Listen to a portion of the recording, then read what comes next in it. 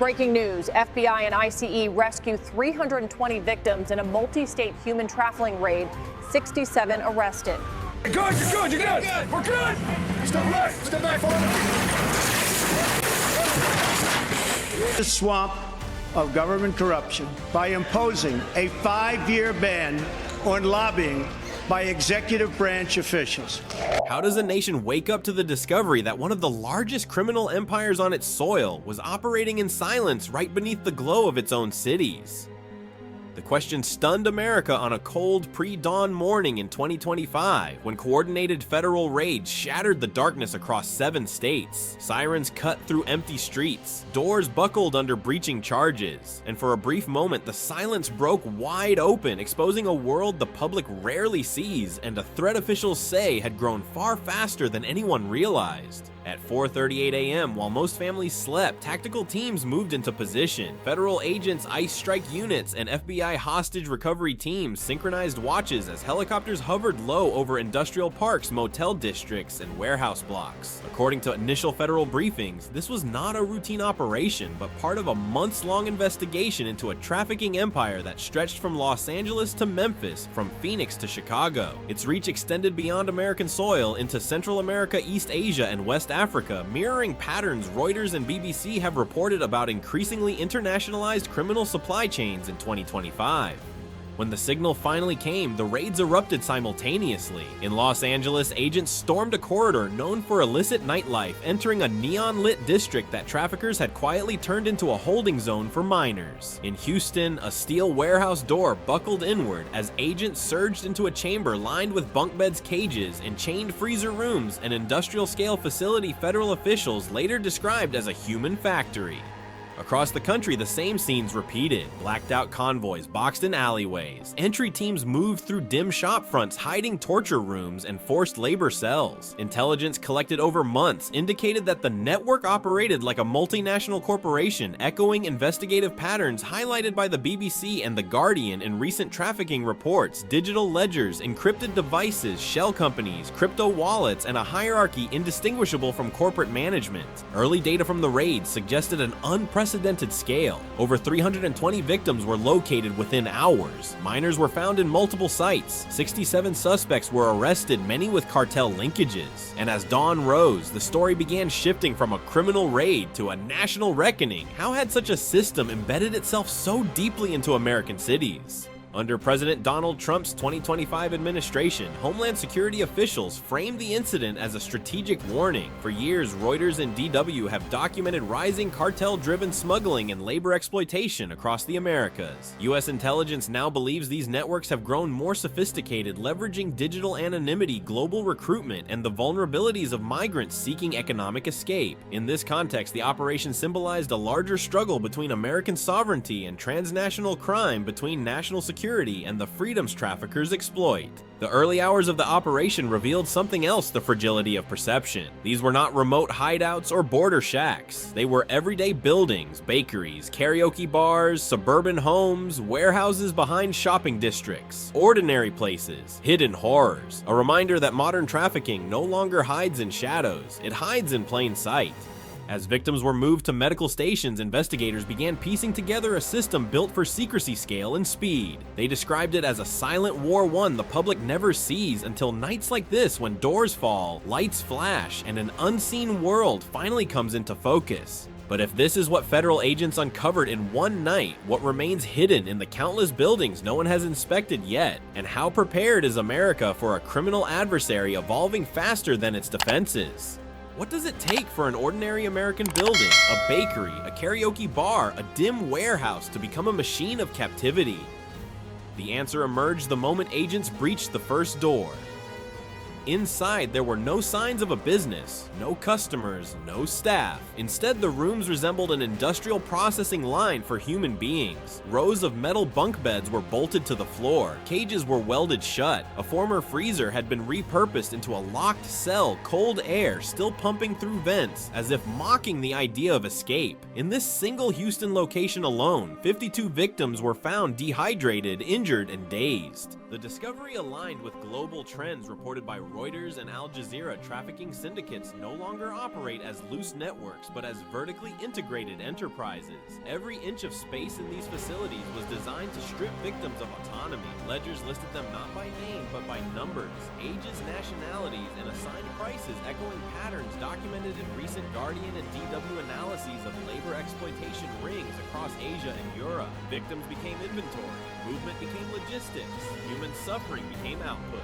The raids across the 7 states revealed a common blueprint. In Los Angeles, a karaoke bar concealed a basement outfitted with metal rails, surveillance systems, and soundproofing, ensuring that even screams would dissolve into the music above. 49 victims, including minors, were found there, some locked inside a freezer room, chained from the outside. Chicago offered its own grim architecture. A dim sum bakery doubled as an identity forgery hub where printers ran non-stop. Upstairs, a steel-gated apartment hid 26 victims, some too weak to stand. Investigators later discovered fake passports, green cards, and visas produced not for freedom but for deeper entrapment, enabling traffickers to rotate victims across states without alerting authorities. Then there was the breaking house in Atlanta, a phrase coined by investigators after seeing the layout. No windows, dim bulbs, chains fixed beneath mattresses, whiteboards listing rotation cycles, GPS ankle trackers scattered across the floor. It was built to erase resistance, a psychological chokehold consistent with what BBC and Jane's 2025 reports describe as coercion architecture spaces designed to break will, not just bodies. Inside these buildings, time did not move normally. Victims reported losing track of days, weeks, seasons. Some said they hadn't seen the sun in over a month. Others described being transferred like packages, Phoenix to Las Vegas, Los Angeles to Memphis, kept disoriented to prevent escape. Many explained that the first thing taken was not their freedom, but their names replaced with codes that traffickers could track across states. As agents documented the rooms, the scale of the organization became clear. This was not a scattered criminal group, but a multi-state supply chain engineered with precision and cruelty. The level of planning suggested knowledge of law enforcement capabilities and response times patterns that parallel concerns raised by Defense News and Reuters about transnational criminal groups adopting military-style logistics. The more officials uncovered, the more unsettling the question became. If this much infrastructure existed unnoticed, how many similar sites remain hidden across the country, operating in neighborhoods where no one thinks to look? How does hope become a weapon? That was the unspoken question hanging in the air as federal teams interviewed survivors who had just stepped out of captivity. Their stories traced invisible roots stretching far beyond America's borders. Roots beginning in villages, towns, and cities across Latin America, Asia, and Africa. These were not chaotic journeys. They were pipelines, and each pipeline began with a promise. Victims from Mexico, Honduras, Guatemala, Venezuela, China, the Philippines, Sri Lanka, and several African nations describe the same pattern. A recruiter appeared sometimes online, sometimes in person, offering legitimate work, restaurant jobs, construction positions, warehouse contracts, domestic care, seasonal labor. Reuters and Al Jazeera investigations from 2024-2025 detail the same tactic. Traffickers frame migration not as crime but as opportunity, a job, a future, a way out. Once migrants reached the border or an agreed-upon handoff point, everything changed. Passports were seized for safekeeping, debt contracts ballooned overnight, transportation fees multiplied, then came the threats against families back home, against children, against unborn babies. Violence replaced promises with crushing speed. One survivor told agents she was forced to work 19 hours straight before the raid. Another, a 14-year-old boy, hadn't seen daylight in over a month. The victims' accounts revealed the anatomy of deceit. Recruiters overseas operated like talent scouts, marketing false dreams. Transporters moved people through cartel-controlled corridors with military discipline, a trend consistent with BBC and DW reporting on CJNG and Gulf Cartel expansion in 2025. Shell companies handled employment placement, some registered as consulting firms or import-export businesses. Crypto handlers laundered payments through offshore wallets. Every step disguised exploitation as paperwork. Those who resisted faced psychological breakdown. Threats turned into isolation. Isolation turned into fear. Fear turned into compliance. Many victims whispered that traffickers rotated them constantly. Los Angeles to Phoenix, Phoenix to Las Vegas, Las Vegas to Memphis. So they never built friendships, never trusted anyone, never learned surroundings. Movement became disorientation. Disorientation became control. Some stories carried a different weight. A pregnant teenage girl told agents her trafficker forced her to consume opioids throughout her pregnancy so her labor output remained high. Rescue teams intervened just in time for her child to be born addiction-free, a detail that echoed through command centers long after the raids ended. Another survivor from Guatemala collapsed when she learned her children were safe. Traffickers had convinced her they were being held hostage to ensure she obeyed orders.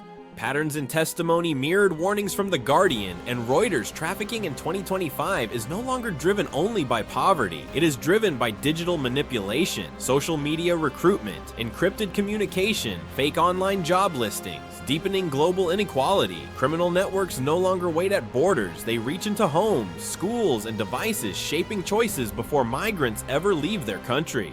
The human impact of these revelations was devastating. Many victims could not remember how long they had been held. Others struggled to speak, dehydrated and malnourished. Medical teams reported untreated infections, fractured bones, and severe sleep deprivation. Several victims said the thing they feared most was not pain, but invisibility. "They stole my name," one whispered. "I forgot what freedom felt like." Their words raised a troubling dilemma. If cartels and trafficking syndicates can weaponize hope this effectively, how can any country, no matter how powerful, intercept deception before it becomes captivity? What kind of organization can hide thousands of victims in plain sight, operate across 7 states, and still move like a single organism?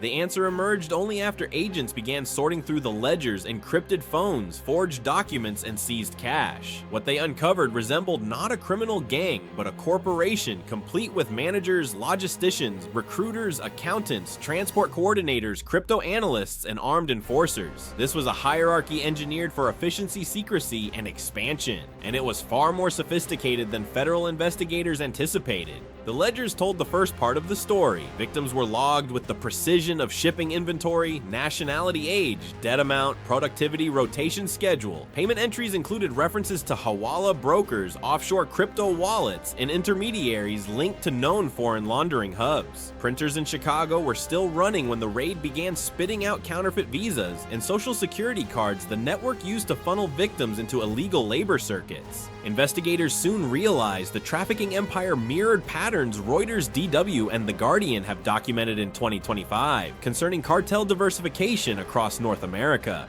Groups traditionally defined by drug operations had evolved into service providers for human trafficking conglomerates, subcontractors, who supplied transport routes, safe houses, armed protection, and intimidation squads. Among the 67 arrested, several had confirmed ties to CJNG, the Gulf Cartel, and smaller regional affiliates functioning as outsourced muscle and logistics. Above them sat coordinators who operated more like executives. They rarely appeared on site. Their work was digital routing crypto transactions, negotiating payments with foreign recruiters, overseeing forged identity production, and approving state-to-state transfers. Evidence recovered in Phoenix and Los Angeles pointed to offshore communication hubs in Central America and East Asia, echoing Al Jazeera's reporting on 2025 trafficking networks increasingly shifting to cloud-based operations to evade detection. But the most striking feature was the internal discipline. Every stash house followed the same layout: bunk rooms arranged by nationality, internal cameras positioned for maximum control, locked storage for passports, and whiteboards with schedules for labor output. The consistency suggested one thing: this was a standardized system, not a collection of isolated criminal cells. Federal analysts compared it to a franchise model where local operators ran daily tasks but answered to a central authority. The financial structure deepened the concern. Agents seized $3.7 million in cash crypto wallets tied to foreign banks and detailed investment records showing plans to expand into 6 additional U.S. states. These were not desperate criminals improvising for survival. They were strategists planning market growth. Defense News has warned throughout 2025 that transnational criminal networks are adopting paramilitary tactics, encrypted battlefield-style radios, drones for surveillance and counter-surveillance detection. This raid confirmed those assessments. Federal teams found drones programmed to track law enforcement vehicles, thermal cameras installed at entry points, and encrypted tablets showing maps of U.S. interstate corridors used as trafficking pipelines. The presence of such technology raised troubling national security questions. Questions amplified under President Donald Trump's administration, which has positioned human trafficking as a strategic threat on par with cartel violence and foreign transnational crime. If criminal networks now operate with the discipline and resources of hybrid paramilitary organizations, how must the United States adapt its doctrine and intelligence posture to confront them? The structure of the network revealed a single harsh truth. The war against modern trafficking is no longer a pursuit of scattered criminals. It is a confrontation with well-funded internationally coordinated entities that mimic state-level logistics and corporate management. And if a system this large could exist inside American borders, how many others are still being built in silence? How does a criminal empire this large collapse in a single night? The answer investigators later confirmed lay in a quiet but decisive factor: the hidden hand of the US military. While the operation was publicly described as a federal law enforcement mission, internal briefings supported by reporting trends from Reuters Defense News and Janes revealed a deeper layer of coordination, one that merged civilian agencies with the intelligence, surveillance, and cyber capabilities normally reserved for overseas threats. Officially, the Pentagon characterized its role as limited intelligence support. Unofficially, sources acknowledged something unprecedented. For weeks before the raids, military drones and ISR platforms tracked convoys suspected of moving victims across desert highways. Thermal imaging marked bodies inside stash houses before federal teams breached doors. Cyber units traced cryptocurrency flows routed through offshore servers and decrypted communications linking traffickers in the US, Central America, and East Asia. Their findings aligned with Jane's 2025 assessments of cartel networks increasingly using military-grade encryption and foreign-based digital infrastructure. The integration was meticulous. 14 primary targets were struck at the exact same minute, a coordination window so tight that civilian agencies alone could not have achieved it. Defense News notes that multi-domain synchronization at this scale typically requires military-grade timing systems and encrypted operational channels. For this operation, those capabilities quietly moved behind the scenes, giving ICE and FBI teams an unprecedented tactical advantage. Every site had been mapped in advance. Analysts used overhead surveillance to count heat signatures, track guard rotations, and identify choke points in warehouse layouts. Signals intelligence teams intercepted communications between cartel-linked intermediaries, some desperate to reroute victims before the raids. One intercepted message referenced in DHS internal summaries revealed panic when operators realized they were being tracked not on the ground, but from above. Under President Donald Trump's administration in 2025, the blending of military intelligence into domestic trafficking operations marks a strategic shift, treating transnational criminal networks not merely as law enforcement challenges, but as hybrid adversaries undermining national security. Reuters reporting has highlighted similar policy pivots in Europe, where military surveillance assets were reassigned to support anti-trafficking missions along the Mediterranean. The United States, facing escalating cartel influence and rising global migration pressures, has moved in the same direction. On the ground, the impact was immediate. Entry teams reported unprecedented clarity. They knew how many people were inside each room. They knew which doors were reinforced. They knew where victims were being held and where armed guards were stationed. The difference saved lives. Federal commanders later admitted that without real-time thermal and signals intelligence, several locations would have been far more dangerous to breach, especially those fortified by cartel-aligned enforcers. The success of the operation raised an uncomfortable strategic question. Has human trafficking reached a level where civilian law enforcement can no longer counter it alone? Military involvement, even in an intelligence capacity, represents a significant evolution in America's internal security doctrine, one that blurs the lines between domestic protection and national defense. But it also revealed something else: the United States possesses unmatched surveillance and intelligence capabilities when aligned toward a single mission.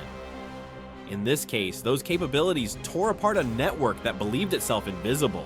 Yet if one trafficking empire required such power to dismantle, how many more are adapting, learning, evolving, and preparing to evade the next strike? What happens to a nation when a crime this vast is uncovered not at its borders, but deep within its neighborhoods, its businesses, its cities? That question confronted America at sunrise as helicopters circled the aftermath of the coordinated raids, and evidence trucks rolled out of alleys and warehouses. The scale was staggering: 320 victims rescued, dozens of minors recovered, 67 arrests, and a criminal architecture more advanced than many federal analysts believed possible. The shock settled not only over law enforcement, but over a country forced to confront the magnitude of a hidden war being fought on its own soil.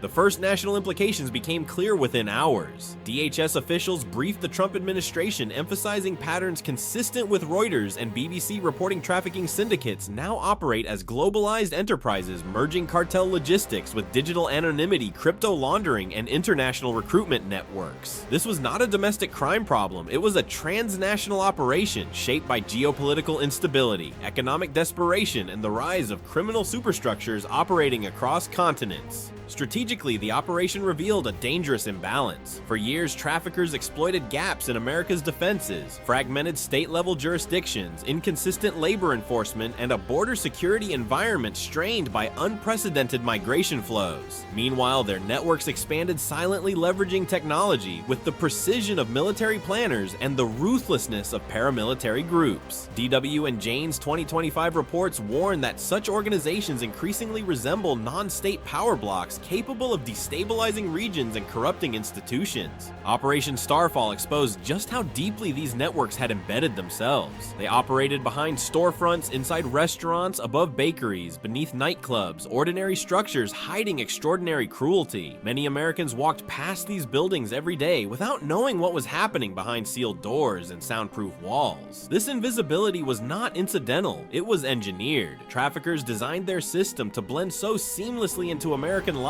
that discovery required nothing less than a synchronized national raid supported by military-grade intelligence. Yet the most enduring impact came from the victims themselves. Their testimonies shattered assumptions long held by the public. These were not rare, isolated incidents. These were systematic abuses, coercion, forced labor captivity, psychological conditioning. Some victims had been rotated across multiple states, never allowed to see sunlight, never allowed to speak their names, never allowed to hold basic documents. Their stories echoed global patterns highlighted by The Guardian's 2025 coverage of human trafficking networks thrive on silence, mobility, and the erosion of identity. As medical teams stabilized survivors and reunification efforts began, another truth weighed heavily on federal agencies. This was only one network, one operation, one night. Even as agents celebrated a victory, intelligence analysts warned of parallel structures still thriving, some larger, some more technologically advanced, some already shifting tactics in response to cartel losses in Mexico and Central America. In geopolitical terms, the conflict is not a victory, but a warning. Criminal networks adapt quickly, and America must adapt faster. The operation also reignited a long-standing debate about the balance between security and freedom. How much surveillance is necessary to uncover crimes that hide in plain sight? How should intelligence be used on US soil without compromising civil liberties? And if cartels and traffickers now operate as globalized hybrid threats, does American security policy need to transform accordingly? These questions carry enormous weight for a nation that prides itself on both strength and liberty. Under President Donald Trump's leadership, officials now face a strategic crossroads: strengthen internal intelligence integration, forge deeper international anti-trafficking alliances, and increase cross-agency operations, or risk allowing trafficking empires to rebuild in the shadows. The victims freed on this night represent only a fraction of those still trapped. Their rescue is a triumph, but also a reminder of the darkness that remains. And as America confronts the scale of this hidden war, one question lingers, a question that demands action, vigilance, and awareness. If this network was only one of many, how many more remain undiscovered, operating behind doors the country has not yet opened? The nationwide raids that unfolded before dawn revealed a criminal empire far larger and more sophisticated than anyone expected. Across 7 states, federal agents rescued 320 victims, including minors from warehouses, basements, hidden rooms, and storefronts that traffickers had converted into industrial-scale human factories. Ledgers treated victims as inventory. Cages, freezer cells forged documents, and cross-state rotation schedules exposed a system engineered for secrecy and profit. Victims' stories trace global recruitment pipelines stretching from Latin America to Asia and Africa, echoing 2025 reporting from Reuters, BBC, DW, and The Guardian on the globalization of trafficking. Many survivors described having their identities erased, their passports seized, and their movements tracked by cartels and foreign intermediaries. The 67 arrests included suspects tied to CJNG and Gulf Cartel, confirming the growing convergence between organized crime and human exploitation networks. The hidden force behind the operation was unprecedented. US military intelligence quietly provided drone surveillance, cyber tracking, thermal imaging, and synchronized timing that allowed all 14 targets to be hit at once. Under President Donald Trump's 2025 administration, trafficking has been reframed as a strategic threat requiring national-level coordination. Operation Starfall was a major victory, but only one battle in a much larger war. And the unresolved question remains, how many more trafficking empires are still operating in silence across